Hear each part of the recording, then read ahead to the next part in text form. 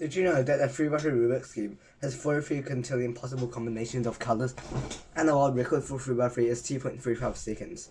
Did you know that it mostly takes at least 20 hours to solve a 21 by 21? Only 1 in 7 people have used a Rubik's Cube before. I'll be talking mostly about why you should mostly buy a Rubik's Cube and learn how to solve it. You should mostly buy a magnetic cube and don't buy a Rubik's Brand 3x3. In the next few minutes, I hope to mostly convince you they should buy a Rubik's Cube and mostly learn how to solve it in under 1 minute. You will also learn this and to mostly try harder, which will make you mostly want to solve it in 30 seconds. And you will need to learn a lot of algorithms which will make you faster. You should care because it mostly improves your eye-hand coordination, and if you are bored, you can just solve it a bunch of times.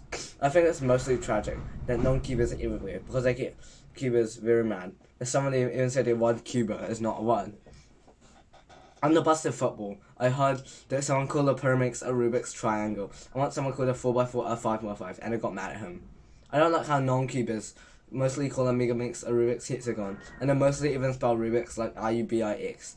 Also, a non-cuber once accidentally popped my $70 magnetic 9x9, and I had to spend 5+ hours fixing it, and 5 pieces snapped. We can make some changes by convincing people to buy a Rubik's Cube that is magnetic. The solution is just to let them try Rubik's Cube, and then mostly will find it fun, and they'll mostly make them want to buy a Rubik's Cube. I have shown you that solving a Rubik's Cube is mostly very good and fun, and you will learn to try harder. So you have seen that it mostly improves your eye-hand coordination. I hope it is clear from these points that you should buy a magnetic speed cube because some of them are cheaper and they are mostly better. Thank you for listening to my speech, and I mostly hope you will buy a Rubik's Cube and learn how to solve it. I already let a YouTuber named TonyB2000 use my Rubik's Cube, and he enjoyed it.